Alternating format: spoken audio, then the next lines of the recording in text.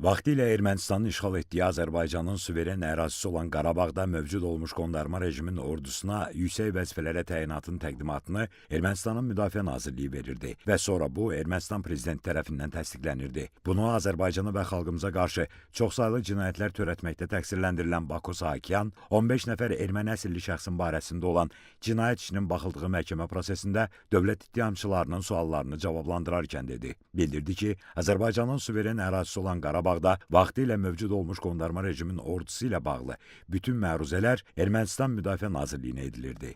Bu ordu Ermənistanın ən böyük ordu birləşməsi olub. Ordunun idarə olunması çox sadə qaydada həyata keçirilirdi. Hər şey yuxarıdan idarə olunurdu. Qondarma rejimin silahlı qüvvələrində nə qədər hərbi qulluqçunun xidmət etməsi, habelə hərbi xərclərin hansı qaydada qarşılanması, Ermənistan tərəfindən qondarma rejimin hərbi xərclərinin ödənilməsinə dair dövlət ittihamçısı Vüsal Abdullayevin sualına isə belə cavab verdi. Təxminən 20 min nəfər var idi. Bizim büdcədə ordu üçün xərclərimiz yox idi. Bütün hərbi xərclər, verilən əmək haqqları, əskərlərin təminatı birbaşa Ermənistan büdcəsindən ayrılırdı. Silah-sursat açıq-aşkar Ermənistan Respublikasından gətirilirdi. Ermənistan tərəfindən ayrılan müddətsiz və faizsiz kreditlərin bura aidiyyatı yox idi. Həmin ödənişlər ayrıca aparılırdı. İkinci Qarabağ müharibəsi zamanı mülki əhalinin yaşadığı Azərbaycanın şəhər və kəndlərinin İskəndər M silahları ilə atəşə tutulması ilə bağlı Baş prokurorun böyük köməkçisi Vüsal Əliyevin sualına cavabında Bako Saakyan dedi ki, həmin atışlar işğal edilmiş ərazilərdən olmayıb. Həmçinin Azərbaycanın işğal edilmiş ərazilərində İskəndər M.U kimi silahlar heç vaxt olmayıb. Bako Saakyan bildirdi ki, qondarma rejimin büdcəsi dövlətlərarası kreditlər hesabına formalaşıb və hər il Ermənistan tərəfindən verilib. Müqaviliyə görə bu faizsiz kreditlər olub. Əvvəlki dövrlərdə demək olar ki, bu tamamilə Ermənistan tərəfindən həyata keçirilib. Razılaşmaya əsasən qondarma rejimin iqtisadiyyatı dirçəldikdən sonra kreditlər qaytarılacaqdı. Lakin 1991-ci ildən 2023-cü ilə kimi Ermənistan tərəfindən ayrılmış kreditlərdən heç biri qaytarılmadı.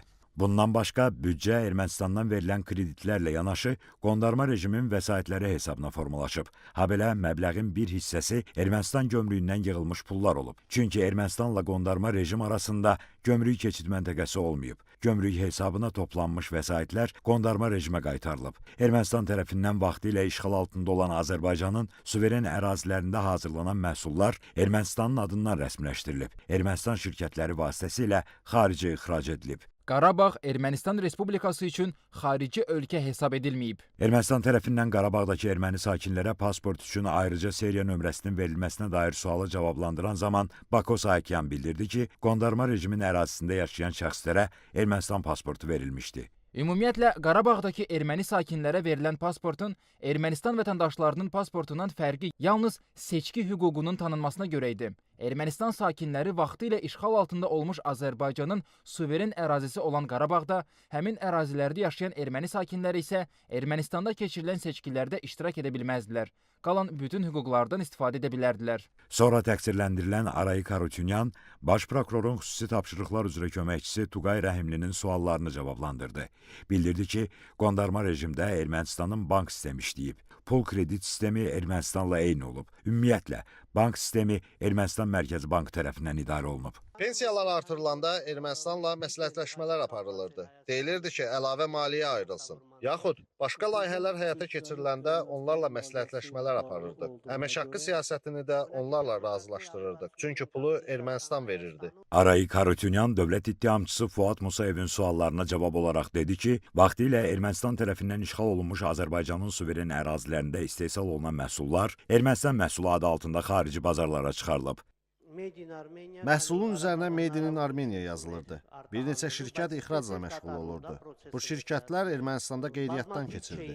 Çünki sertifikatlaşdırma və digər sənədləşmə işləri üçün yeganə yol bu idi. Son mərhələdə bu məhsul Ermənistandan ixrac olunurdu. Yaxud Ermənistanda qeydiyyatdan keçmiş hansısa şirkətə köçürülürdü. Həmin şirkət vasitəsilə göndərilirdi. İdxalda isə heç bir problem və məhdudiyyət yox idi. Arayik Harutyunyan dedi ki, 2020-ci ilin iyununda Ermənistanda Təhlükəsizlik Şurasının iclası olub. Orada Ermənistanın prezidenti və baş naziri ilə görüşüb. Siyasi vəziyyətdən, danışıqlar prosesindən söhbət aparıblar. Bildirdi ki, vaxtilə Ermənistan tərəfindən işğal olunmuş Azərbaycanın suveren ərazilərinə gələn şəxslər üçün viza onların pasportuna yox, ayrıca sənədə vurulurdu. Bu ona görə belə edilirdi ki, pasportda bu barədə qeyd olmasın. Sonradan həmin şəxslər Azərbaycanın qara siyahısına düşməsin. Təqsirləndirilən qondarma rejimin silahlı birləşmələri ilə bağlı sualı belə cavablandırdı. Bu məsələlər Ermənistanda gizli sənədlərlə aparılırdı. Lakin mənim o məlumatları əldə etmək imkanım var idi. Bu, Ermənistan silahlı qüvvələrinin ən böyük hərbi birliyi idi. Qarabağda Ermənistan silahlı qüvvələrinin 2 diviziyası, bir neçə əlahiddə alayıq, xüsusi təyinatlı, kəşfiyyat, rabitə, maddi texniki xidmət bölmələri vardı.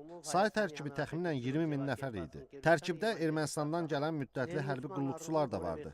Ümumiyyətlə, əskərlərin böyük hissəsi Ermənistandan gələnlər idi. Arayik Harutyunyan dedi ki, hərbi qulluqçular arasında fərq qoyulmurdu. Həm Ermənistandan gələnlər, həm də Ermənistan tərəfindən işğal altında saxlanılan Azərbaycanın suveren ərazilərində yaşayanlar qondarma rejimin ordusunda qarışıq xidmət edirdi. Ordu birmənalı olaraq Ermənistandan maliyyələşirdi. Yəni Ermənistan Müdafiə Nazirliyinin büdcəsindən. Bütün vəzifələrin təyinatı Ermənistan Müdafiə Nazirliyinin yüksək vəzifədə oturan şəxslər tərəfindən həyata keçirilirdi.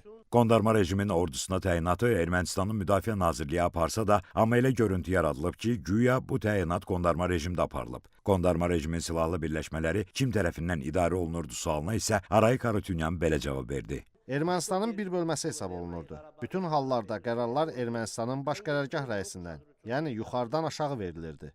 Silah, sursat, hərbi texnikalar hardan əldə olunurdu sualını isə belə cavablandırdı. Nəinki silah, sursat, bütün təchizat Ermənistan Müdafiə Nazirliyi tərəfindən həyata keçirilirdi. Hətta çörək belə Ermənistanın maddi texniki təchizat bölməsindən gəlirdi. Tenderlər də Ermənistanda keçirilirdi. Bütün silah, sursat Ermənistan Müdafiə Nazirliyinin balansında idi. Yəni bütün təchizat Ermənistan Müdafiə Nazirliyinin balansında olub. Arayik Harutyunyan vaxtilə Ermənistanın işğalı altında saxlanılmış Azərbaycanın suveren ərazilərində İskəndər M və bu tipli silahların olması barədə məlumatsız olduğunu dedi. Bildirdi ki, Azərbaycanın hava limanlarının hədəfə götürülməsi barədə məlumatı Ermənistan Silahlı Qüvvələrinin baş qərargah rəisi Onik Qasparyandan öyrənib. Bilirəm ki, belə qərarları baş qərargah rəisinin xəbəri olmadan vermək olmaz. Ya onun göstərişi, ya da onun məlumatlığı ilə həyata keçirilməlidir. Birinci mərhələdə mənə Gəncədə yerləşən hava limanlarının vurulması barədə məlumat verilib. Bakı Hərbi Məhkəməsində hakimlər Zeynal Ağayevin sədrliyi, Camal Ramazanov və Ana Rızayevdən ibarət tərkibdə keçirilən məhkəmə iclasında zərər çəkmiş şəxslərin bir qismi, onların hüquqi varisləri və nümayəndələri də iştirak edirlər. Qeyd edək ki, Ermənistan dövlətinin, onun dövlət qurumlarının vəzifəli şəxslərinin, hərbi qüvvələrinin və qanunsuz silahlı birləşmələrin bilavasitə rəhbərliyi və iştirakı, şifahi yazılı qaydada verdiyi tapşırıq, göstəriş və təlimatları, maddi, texniki, şəxsi heyətlə verdiyi dəstəyi, mərkəzi qaydada idarəçiliyi əsasında, eləcə də ciddi nəzarət altında Azərbaycan ərazisində daxili və beynəlxalq hüquq normalarına zidd şəkildə Azərbaycana hərbi təcavüz etmək məqsədi ilə yaradılmış, həmçinin Robert Köçəryan, Serj Sarkisyan, Vazgen Manukyan, Vazgen Sarkisyan, Samvel Babayan, Vitali Balasanyan, Zori Balayan, Seyran Ohanyan, Arşavir Qaramyan, Monte Melkanyan və digərlərinin rəhbərliyi, bilavasitə və dolayı iştirakları ilə Ermənistan dövləti, o cümlədən sözügedən cinayətkar birliyi tərəfindən aparılan təcavüzkar müharibənin gedişində törədilmiş çoxsaylı cinayət faktlarına dair cinayət işi üzrə 15 nəfər erməni əsilli təqsirləndirilən şəxs ittiham edilir. Məhkəmə prosesi martın 17-sində davam etdiriləcək.